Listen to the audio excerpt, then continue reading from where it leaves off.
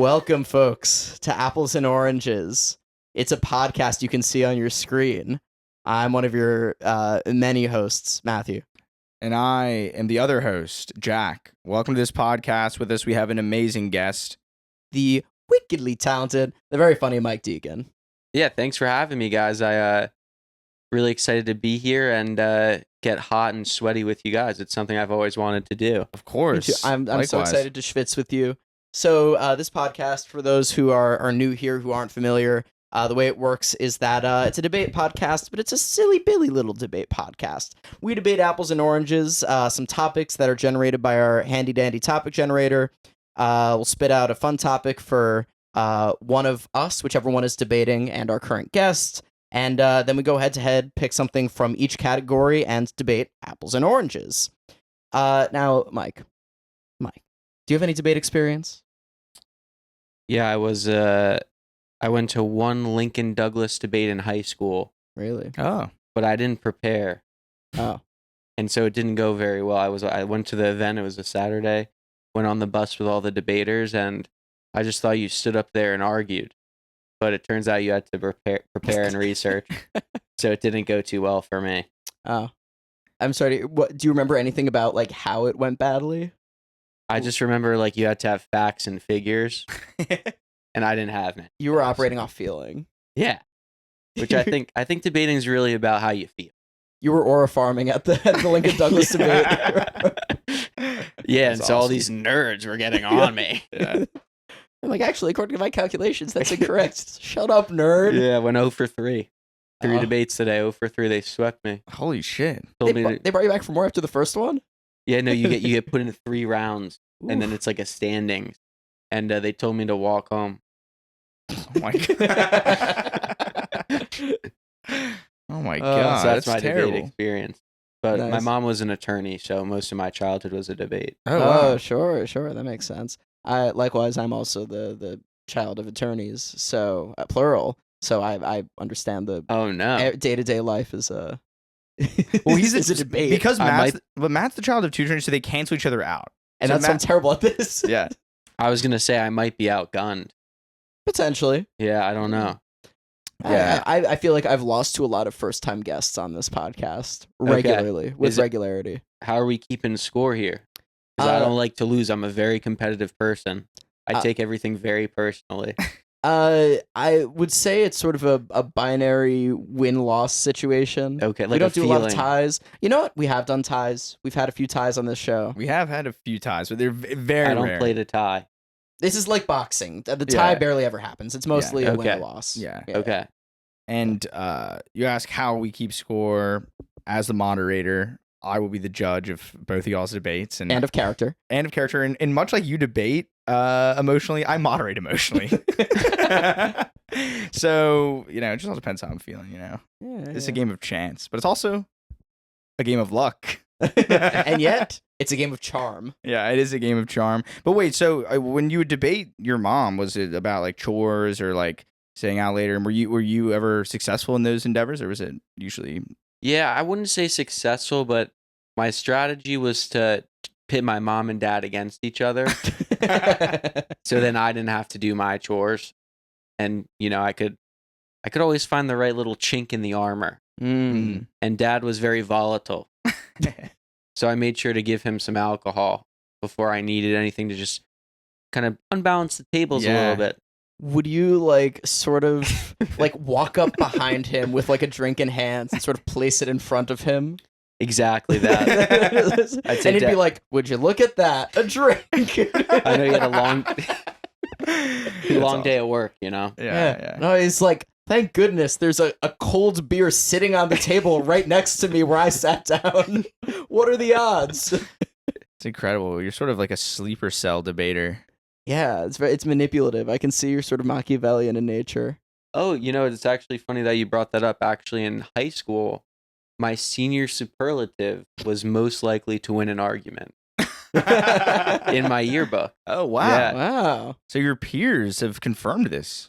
I think the reason for that is in high school for the senior superlatives, they'd always do a guy and a girl, so they would vote couples. Mhm. And me and my ex had a very argumentative relationship, so we won. so We won that award together. like notoriously. Yeah, it was awful.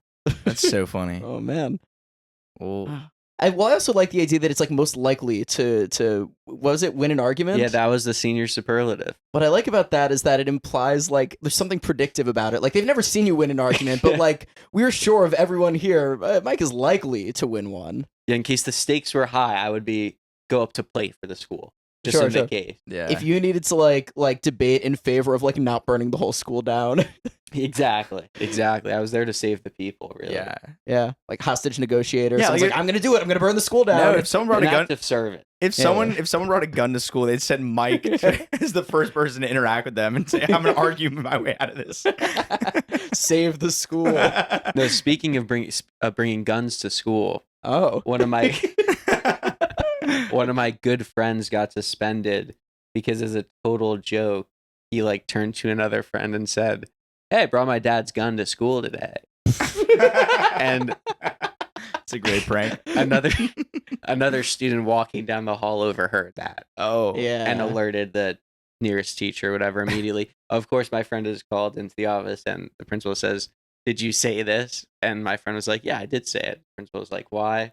And he was like, "Because I thought it was funny." Like as a goof. Yeah, suspended immediately. Ooh. Instant suspension. Yeah. You don't goof about that apparently. Can't goof about school shootings anymore. I guess some things are too topical. I don't know. They canceled a goof because of woke. Yeah. This is absolutely messed up. And this is when Obama was president. This is when Obama was president.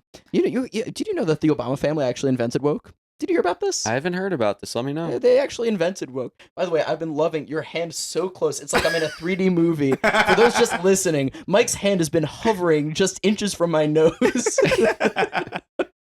I think it's about It's an intimidation tactic. Clearly, you know Yeah. you're about to debate him, so you're sizing him up. I'm just softening. How does that feel?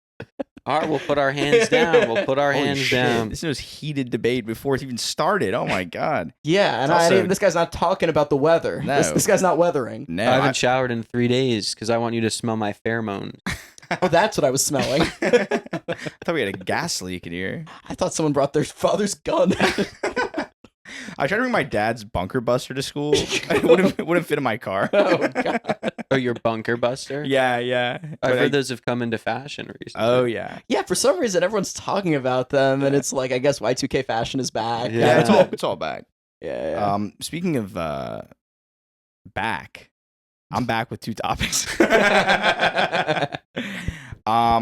So Matthew, you're going to be debating in favor of a car model of your choice. Ooh. And Mike, you have to choose a vitamin to debate in favor of. And y'all can take some time to pick your choices. I'll vamp for a few seconds. And also, we should mention that you start with like an opening statement. So whichever of you thinks you have like a little opening statement or you want to start talking about your topic, you can jump in. But these are two pretty tough topics. So I'm excited to hear how these two dive All in. right, I can jump in. I am going to be arguing in favor of the Ford Model T. The Model T. It was we're talking about the original automobile that swept the nation, the first cheap car that anyone could drive, and like talk about truly sweeping the nation, sweeping the entire world. Beforehand, a car was a novelty, and now a car is, well, a car, and we have one car to thank for it, and that's the Model T. Cheap, efficient, and they're pretty fun to look at. They got a great horn that goes like wow. It's pretty fun. I yield my time. All right. Your vitamin. I don't even want to talk about my vitamin because honestly, a Ford Model T is the car of choice is so offensive and egregious. I mean, I don't even know where to start. First of all, you're a fan of conformity. Like, oh great, now everyone's gonna have the same car. Well, look, now we drive around. Everyone's in black, gray, white. There's no color, and the Model T started that. Second, do we want people driving? It's the third leading cause of death in this country. That never happened before. I can't even walk down the street without dodging these cars. I don't think we want people having cars. So if you're arguing the Model T is a good car because it brought cars to the people, I mean, it did, but is that a good thing? It's disgusting. And don't even get me started on the pollution. Inhaling one of those is worse than like 50 cigars. And it's ugly. And you're saying it's the best car? Well, then how come nobody drives it anymore? When was the last time you saw a Model T driving down Bushwick Avenue? They're gone. At the Bushwick Avenue car show. Because they didn't work. They just don't work. They get, I think it's 500 gallons for a mile. It's unbelievable. It's not efficient. You can't charge them. They don't fit into any modern day regulations. They're ugly. And first of all, that car contributed to one of the worst working environments, because after that, everyone was like, I'm going to go work on the assembly line and be screwing in the same divot over and over again. And everyone was so happy. And now we've got the lower middle class, and it's all because of Henry. It's all because of Henry. So your vitamin is? I don't want to talk about vitamin. But my vitamin, I'm going to talk about, I'll argue in favor of vitamin D. Okay. You know, it's just essential for people's happiness. What even is it? It's a vitamin. You know, they number them and they give them letters. You know, there's A, there's B, there's C, and then there's D. I'm a specific fan of the vitamin D12. And I found out it's just essential for your happiness. And I found this out living in Alaska. Because in the winter, no sun. It's just dark all the time. People get depressed. And you need to take your vitamin D pills to regulate your mood. And vitamin D is a mood booster. It fights depression. And it's also great for your skin. No downsides at all. No ill effects. You could have bottles and bottles of vitamin D and nothing bad would happen. It would just make you the happiest guy on earth. Shall we open the floor? Is that your opening statement? That was my opening statement. Awesome. Let's go Wow. at it. Hell of an opening statement. So vitamins. Okay, so you pick D, but also D12, which, as far as I'm concerned, are different vitamins. The number. What is that? How many vitamin Ds they put inside one of them? No. I think I'm arguing on the chemical compound, not the pill. Because if I was going to go with the pill, I'd go with a multivitamin. So he admits it's not the right vitamin. Well, no, because are we talking pill or vitamin? No, Right. it's vitamin D. Yeah. It's a specific vitamin. Vitamin That's D. Vitamin vitamin D. D and D12. Well, there's different numbers. I don't even know what they mean. fair. It doesn't matter.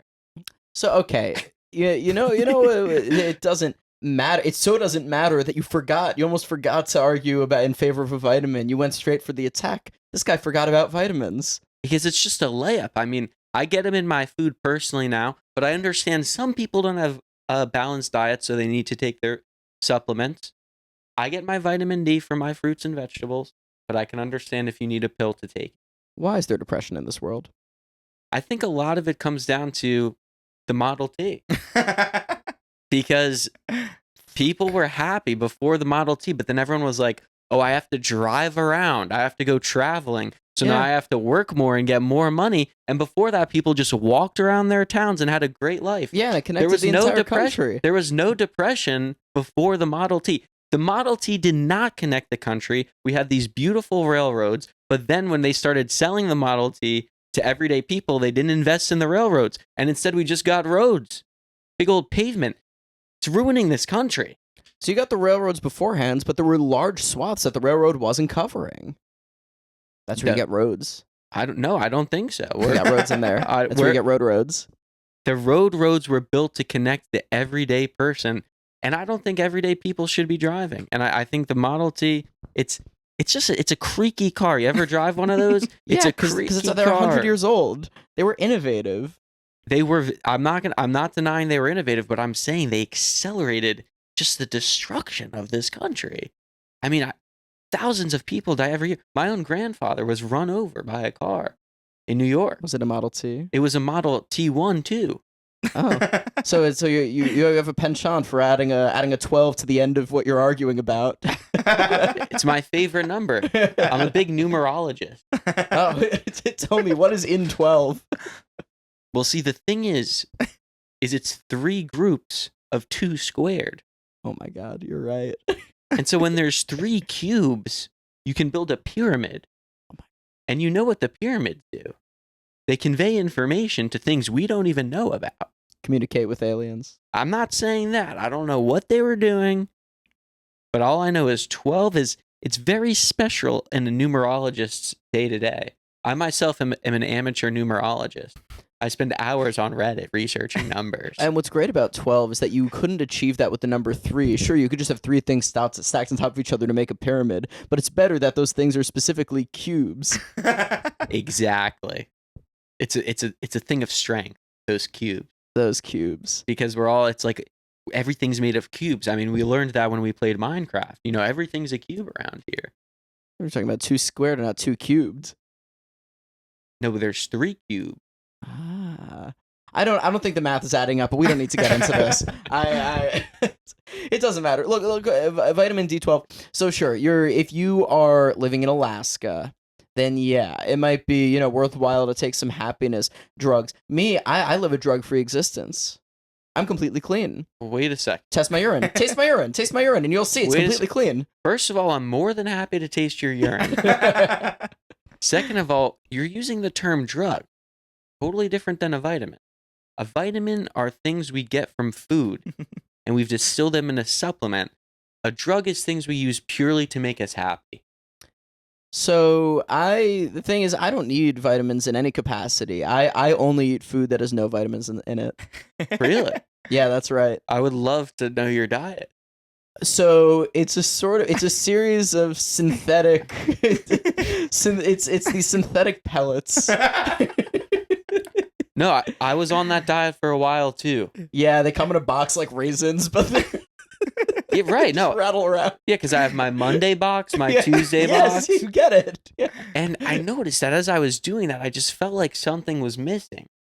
So then I started taking vitamin D. And my life. Hold on. You talked about the Monday, Tuesday box.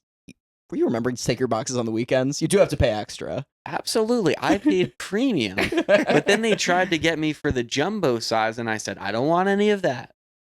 I just want a nice... Because that's a frill. Right. It's a thrill. I want a 500-calorie diet. So the thing about... So I do pay extra because Look... When Peter Thiel first pitched me this whole synth pellet thing, I thought he was crazy, but he actually makes some great points. So I can't help myself. I eat them all the time, and I think my life is better off for the lack of vitamins and minerals. Now, you might be wondering, Matthew, doesn't that make you depressed and lethargic and full of scurvy? And the answer is yes. But I'm also paying thousands of dollars for these synthetic pellets. Therefore, I'm winning. I'm the winner of this. I'm doing a good job here. It's amazing. I think I'm ready for... Speaking of winners, I'm ready for some closing statements, and I'll hear from Mike first since you had the second opening statement. Yeah, once again, I think the Model T is not only not the best car, but it's the least best car. AKA the worst car, because of the degradation it has caused to American society. Because of the Model T, we have guys eating pellets. And that never would have happened pre-Model T. On the other hand, vitamin D is like heroin in a food, and I like that. You yield your time, that's it? I yield my time. Awesome. Heroin in a food. Heroin in a food. That's drugs. He admitted it's drugs. Oh my God, he admitted. And it really, this guy's talking about drugs. What I'm talking about is simple, efficient technology. The Model T and synthetic pellets. These are simple technologies that get everyday people where they need to go and what they need without fanciful drugs. The railroads. That was used for carting drugs across this great country. Getting people addicted to hooch. The railroads did that. But drinking and driving, now that's illegal. So, sounds to me like this is a pretty open and shut case. I yield my time. Wow. Great work, fellas. Great work. This is a tough decision because I think both of y'all are pretty abysmal. I think I'll give it to Mike by a smidge because I liked how he tied the pellets in at the end. But congratulations, you've won a debate. You've won a debate. That's awesome. I think Jack's a fucking hooch addict. It's the only explanation. I'm addicted to the hooch. I love hooch. Smell the hooch in my breath. I love all things ooch. Me too. I can smell it from here. Scaramouche. Wasn't that yeah, his remember name? Scaramucci? Remember Scaramouche? that guy? No. He was like his some deal? random Trump admin, was- I think. He was a Trump admin for like a Yeah. day. Yeah, he just had a cool name. He got tossed. He got tossed. Trump would just ring him out, toss him to the side like a bottle of hooch. Hasn't recovered. Has not recovered. Poor guy's addicted to hooch. Yeah. Too are many what kids you- these days are addicted to hooch. You It's a are real what you're problem. named. Yeah, the Gen Zers just love hooch and subway surfing. Get these kids off the hooch. And get them on something proper, like Peter Thiel's synthetic pellets. Yes, I need my teal pellets. By the way, this is a sponsored episode. Yeah, this was spotted Let by. me just. This episode is sponsored by Dunkin' Donuts. All right, we got. Some Get your topics dunk right on. here. We got 2 topics right here. Awesome. Jack, you're gonna be arguing in favor of a song title. Song title. Mike, you're gonna be arguing in favor of a language. A language of your choice. And in the meantime, I'll just say, listen. If you're the fine people over at Dunkin' Donuts, we'd love to have you be our real sponsor so bad. If we would eat a munchkin live on. I was about to say we would do surgery in a munchkin. We would do one of those powdered munchkins to do Yeah. surgery on it. Yeah. See how that thing ticks. What's going on inside those guys? Take it apart, put it back together again like an old clock. Come on. Damn. I've got I don't know, Mike. Do you have a? Who'd you like to hear from first of all? Mike, do you have you got something? So let's hear from Mike first. So Oh for my those God. just listening, Mike just said, well, I guess I don't know what he just said. He was sign He language. signed something. Mike, would you like to use words to tell us the rest? He's signing some more. He's calling me the N word with sign language. Oh my God. Let me kick this guy out of UCB. He's saying. I don't think Mike knows sign language. No, I don't know a lick of sign language, so I'm going to argue in favor of binary code. Let's fucking go. It's the pinnacle of language. I mean, now that we're handing over the world to computers and AI and we've developed their language for them, it's only fair that they can communicate in a language that we don't understand. And so when we might see just a bunch of zeros and ones, but when they're beep boop bopping the way to world domination and world control, I say let them. And they can communicate so fast with binary code, we can't even comprehend what they're doing. You know, we've let Pandora out of the box, and Pandora's gift was binary code. Pandora's gift is sick. Okay. I would just like to just start by saying it's terrible. We cannot hand the world over to computers. We should not be praising binary code. It's also what a lame language. It's just ones and zeros. There's no flavor, no pizzazz. You know what song title has so much pizzazz? Happy Birthday. That's the song title I'm debating in favor of is Happy Birthday because it tells you exactly what you need to hear from the song. And this is the Beatles song? This is the who does own the copyright? I believe it was Probably a company. I believe there were some 2 old women who owned the copyright for hundreds of years, and now Is it public domain? I think now it's public domain as of like a Okay, few hell years yeah. ago. Well, then I'm in favor of the public domain. Happy Birthday. I'm actually, you know what? I'm keeping the song title the same, Happy Birthday, but the version I'm choosing that the title is of is Marilyn Monroe singing it to JFK. But yeah, tells you exactly what you need to know. You hear that title and it brings you joy because if it's your birthday that day, congratulations to you. It's a dopamine hit instantly. Unlike the last 2 things that were being debated, this is a drug. Let's open the floor. Let's open the floor. Yeah. Yeah, I'll start by saying I'm not familiar with the song. See, so you're not only are you like ready to hand the world over to computers, but you're uncultured. My opponent is uncultured. He doesn't know one of the greatest jams ever. And binary, I know you're a numerologist, so clearly a predictable choice, but there's such little things you can say with ones and zeros. Only two. It's like having. Imagine the alphabet. Listener, imagine if the alphabet had 2 letters. How would we talk? It's crazy. But we've only got 26, and during that brief intermission, I used my glasses to look up the lyrics to Happy Birthday. So now I am familiar with the song, and it seems a bit repetitive now. Well, I'm not debating in favor of the song's lyrics, just simply the title of the song. And I think because it's such a repetitive song, the title serves its purpose even better because that is a lyric that's being repeated. What a great title. For binary. Gosh. Computer go beep boop. It's very pejorative, but you can't do much with it because what if you don't have a birthday? Like, what do those people do? Well, if you don't have a birthday, you're probably a machine. And you're probably spitting your gibberish in the language of binary, which is not even the best language that computers speak. Python, C++? That's sexy. Let's say the name Python.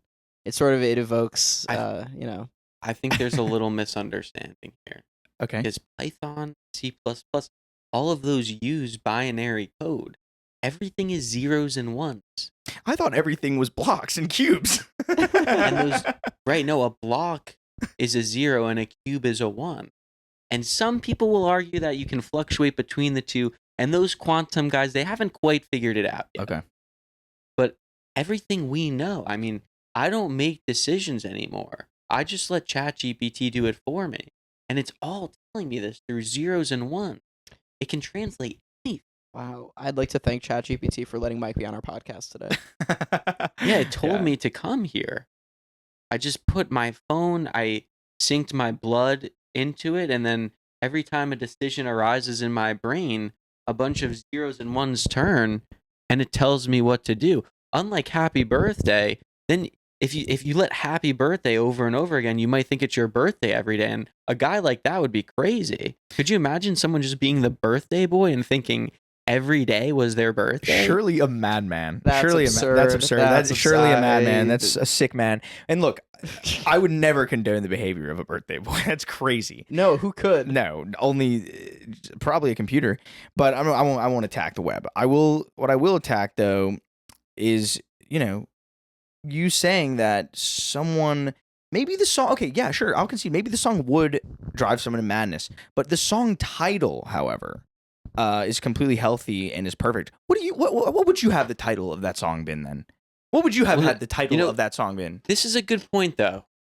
I don't think there's anything wrong with the words Happy Birthday. I think that's a very nice thing to say to someone, but as a song, Checkmate. It doesn't add any value to me just saying to you, Happy Birthday. Like, what's the difference? Now, if I texted you Happy Birthday, you wouldn't sing the song. You would say thank.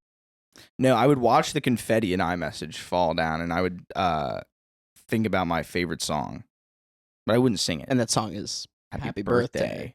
I think I'm just getting gunned down here because I feel like because you're a machine. There's not a lot of rewatchability with Happy Birthday. Like after the first few times, you're kind of over it.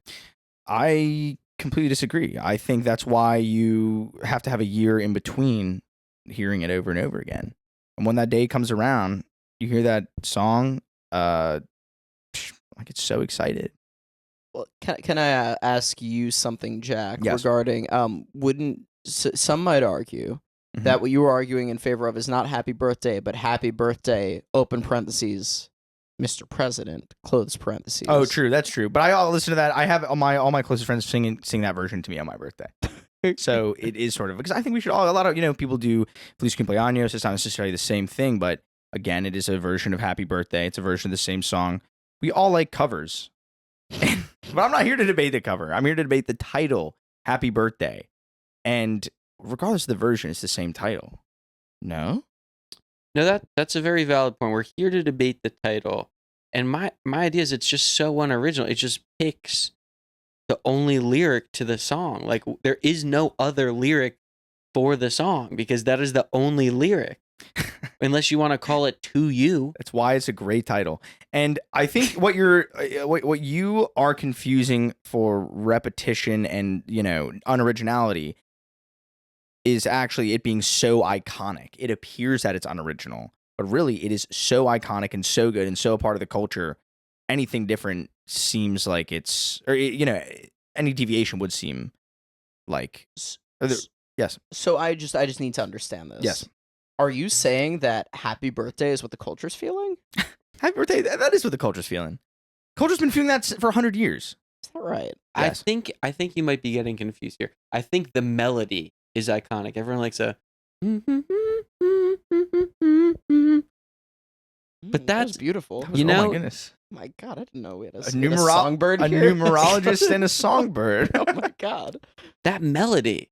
It's iconic, and I'm not denying that. But we're not here. You take away that melody, and then you've got a half-assed text. No, you have an amazing exclamation that you would say to someone. What would you say?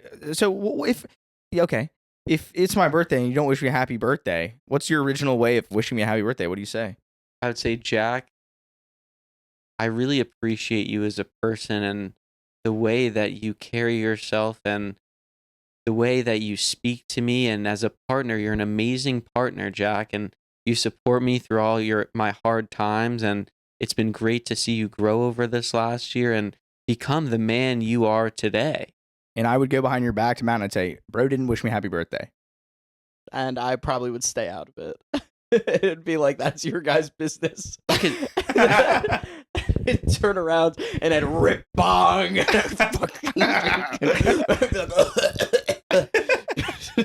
like, what the fuck was he talking about? Well, I think we're ready for closing statements. Okay, I agree. Who would you like to hear from? I'd like to hear from you first, Jack. Okay. We haven't been hearing much about binary lately. That's all I'm going to say. I totally forgot he was debating in favorite.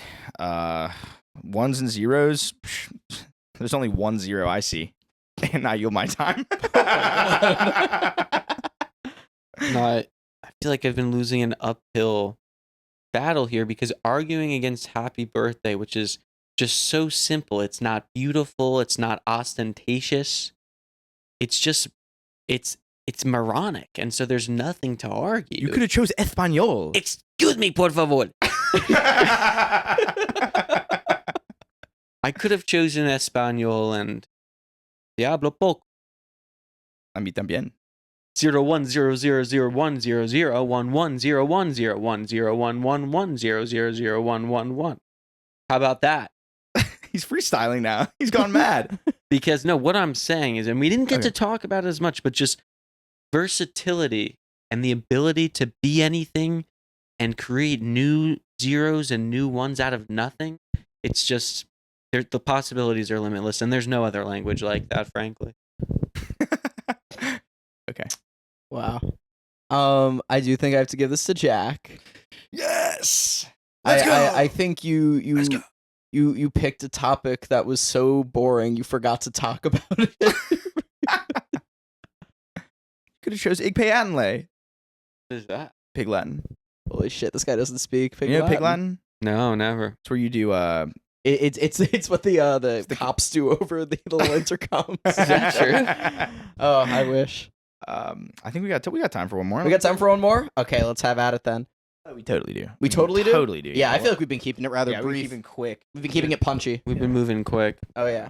Yeah, that was a boring topic. Yeah, you suck. No, we've actually. No. These are actually two crazy ones, and this is going to be an advantage and a challenge for Matt.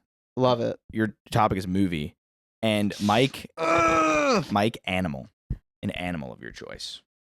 I think these are two. We've picked. These are tough. I think we should try and come up with the most boring possible movies and animals we can think of. I think you should try to win. Me? Nah. I think we've. No. I'm confident that we'll pick some entertaining choices here. I'm gonna shake your hand again. Start off clean. Start off right. No bad blood. No bad blood. Except Mike and I, we have bad blood because you didn't wish me a happy birthday. You said I was a good speaker or something. You called me a good partner. A good partner. Yeah. That's okay. Does anyone? The way you hold yourself and present yourself.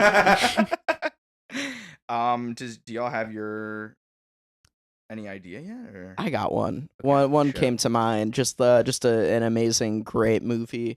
a movie that really well handles like a lot of different genres. It is funny. It is also dramatic. It's scary. And it's also musical and all around entertaining. And I am talking about the 1986 film Little Shop of Horrors. Have we seen this movie?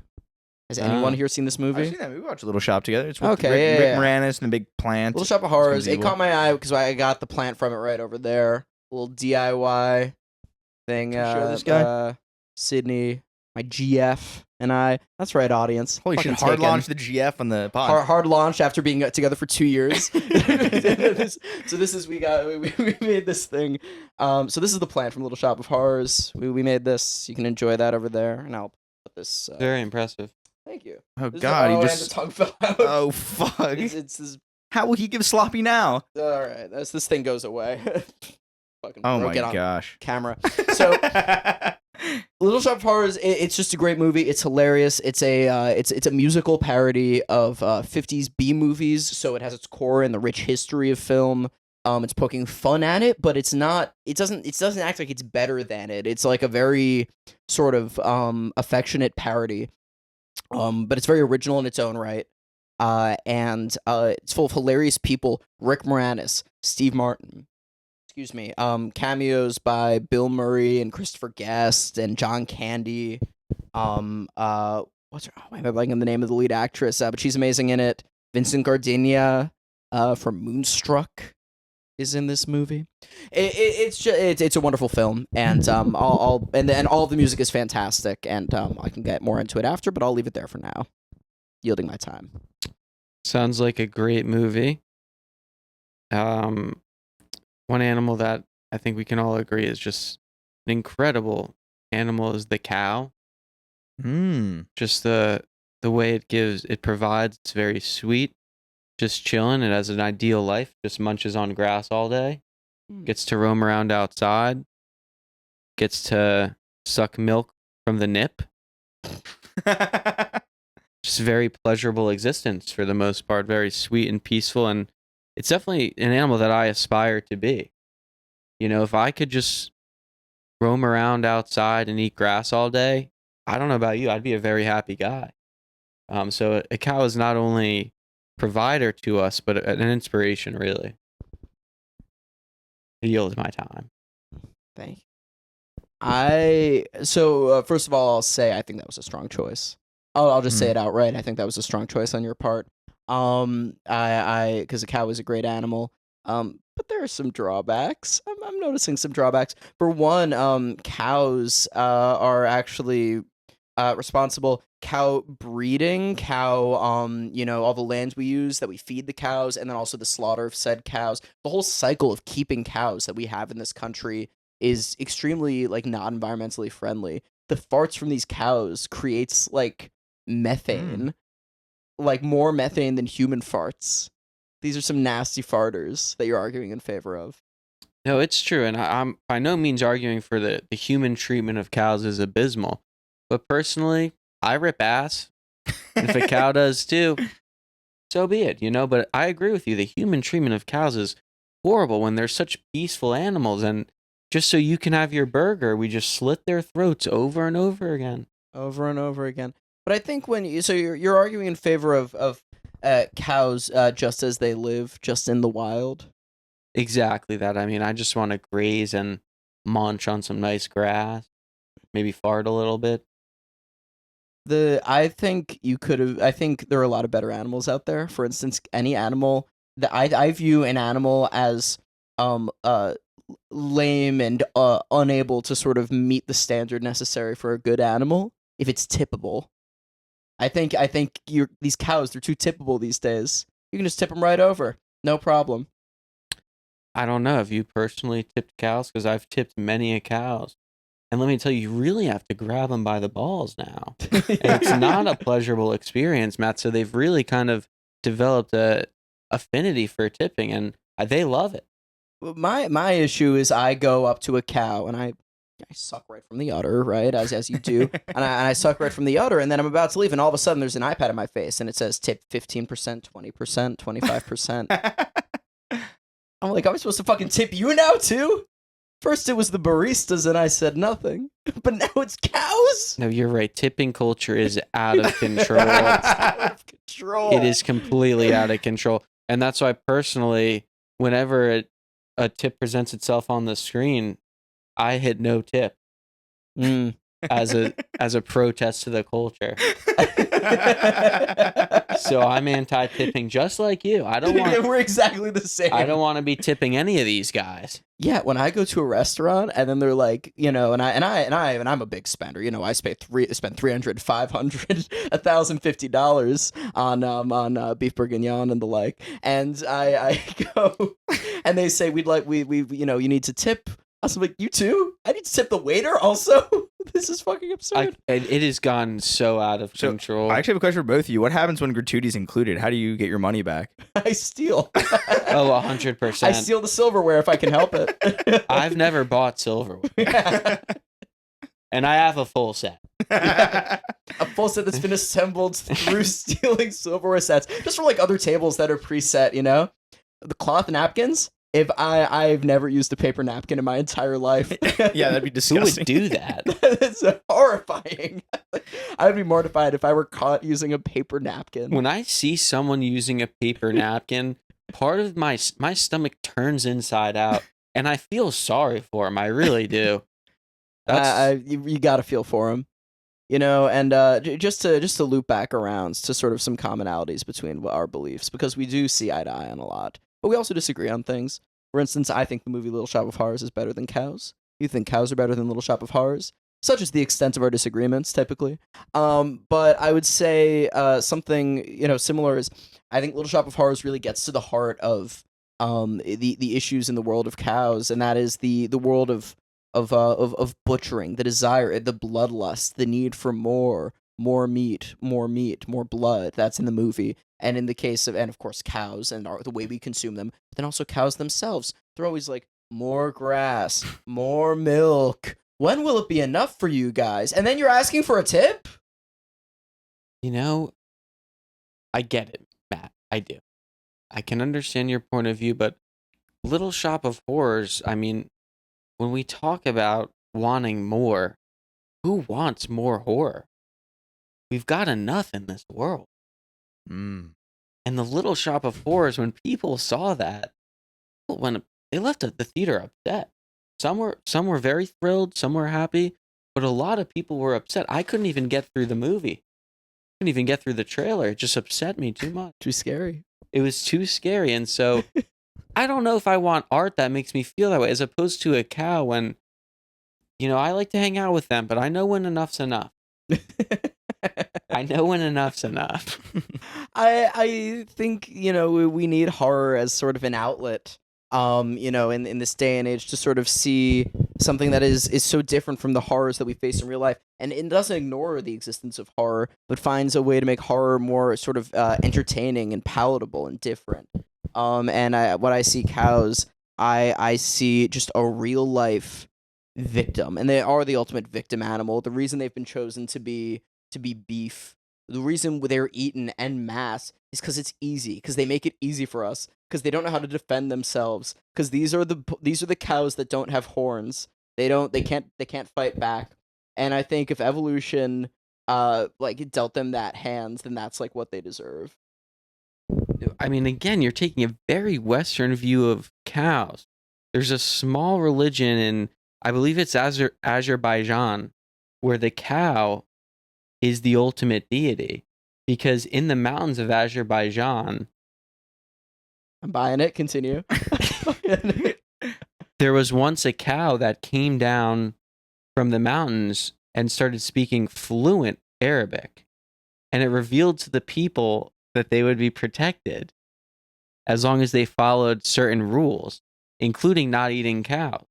And so the people started following those rules, and they'd been in a drought for, I think it was 333 years when this cow came down. And so says the numerologist. I believe you. It's also a cube. They followed. Yeah, that's a cube. They followed the ideas that the cow put forth, and it's been raining nonstop, refurbishing the earth to a tropical garden unlike anything Azerbaijan has ever seen before. Mm. And word is some religions in India got a hold of this, and now they don't eat cows either because of what happened over there. Because in India, they just got a hold of they got a hold of this. There was rumors. There was whispers on the Silk Road. Okay. Stories got around, and it's just such a peaceful animal. I mean, I've never personally had intimate relations with a cow, but I could only imagine it would be a very pleasurable experience, very peaceful, very attentive partner. I guess if I were to imagine a cow as a lover, I think I feel like they're a little too sturdy for their own good. I don't think they'd be able to like take instruction well. I think they wouldn't be able to move with the flow of things. Well, now that seems to reveal your preference as needing a submissive partner, but not everyone thinks that way, Matthew. You need to be able to communicate in the bedroom. All they can say is moo. I don't know what to do. It sounds like you might not be listening because I've had plenty of full-on conversations with cows of various species and geographies.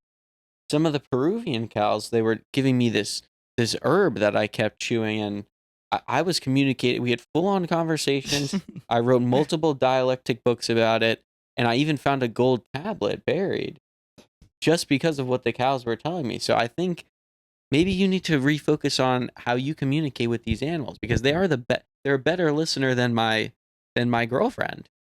I mean, she just doesn't listen. she just doesn't listen. I think I'm ready for closing statements. Okay. Well, I'll just go ahead, jump in. I'll jump back because I gotta talk about this what we're forgetting about. What you're talking about these cows that you put on this pedestal. You expect them to be everything for you, better than humans. You think they will provide for you the happiness that you don't see within the world of humans. And I think that is what Little Shop of Horrors is all about. It is about a plant, a plant that grows and grows and promises bigger and better things, but it also takes. And I think that is the cow in a nutshell. It promises prosperity and salvation. It promises food. It promises milk. It promises peace. But what does it give? Empty fields and farts. And I yield my time. Great, and I'll start by saying I didn't even really get a chance to explore this, but the beautiful scent of a cow clapping its cheek is unlike anything, and it can flare my nostrils in such a way as to completely satisfy me. And I don't think there's anything like it. And if you had to ask me if I could choose to have a wife, a children, or just a few cows, I would take the cows. And that's why I do think in the Middle East and in parts of Africa where you do exchange daughters for cows, I think the guy who gets the cows might be getting the better end of the deal. I yield my time. Wow. Look, even though I agree 100% with everything that Mike just said, I'm still going to give it to Matt. Really? Yeah. Congratulations. Thank you. We all won one. That feels great. It feels good. I love it. It feels earned. It feels right. Yeah, I think Mike lost me when he described the smells and the clapping of the cheeks. But maybe that's where we disagree. I know I said I agree with everything you just said, but I only agreed about the women part. Is really what I meant. I jest. Just a typical dude podcast. What can I say? Chopping it up. Just shooting the shit. It's just shooting the shit. It's say? just what dudes are like. Yeah. Get used to it. Yeah. Everyone else. I think it's time, Mike. Do you have anything you'd like to plug? This is going to come out a week from this Friday. So this will be like July 5th. This comes out July 4th. Is this a July 4th episode? Is this the July 4th episode we didn't even realize? Yo, I think it is July 4th episode. Holy shit, what a patriotic podcast we just had. Yeah, what did we... Yeah. Did we say a single patriotic thing this episode? No, but now we can wrap it. Now this is the fireworks right here, the end of the podcast. We can say some... Let's all say what we're feeling independent about. We got to make let's go around. a 4th of July wish as well. Yes. So I feel independent about The beef between UCB and that enraged audience member, go independent of that. And my Independence Day wish is I think peace through strength. Nah, just the peace part. It's my 4th of July wish. Yes. I am feeling independent about everything that we've said about sort of like gender dynamics on this podcast today. I feel independent from that.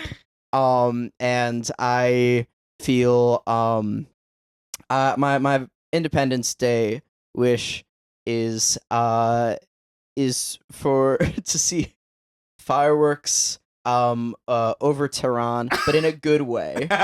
In a way that shows that they're happy and celebrating peace. I feel independent about Congress people on the Armed Services Committee trading defense stock last week. My July 4th wish is I've heard rumors about this new running league. Ooh. And my July 4th wish is that the runners can survive the heat wave. I I would totally with agree. that. Yes. Hell yeah. Anything you'd like to plug? I would like to plug the Ultimate Running League coming to theaters near you soon. Yes, coming to screens near you this end of summer. Yeah. And that about does it. Mike, thank you so much for being here. Thanks for having me. Yeah, great debate. Yes, great debates had by all. And with that, we would just like to say have a happy Independence Day, and don't forget to eat a hot dog or two. Ta-ta.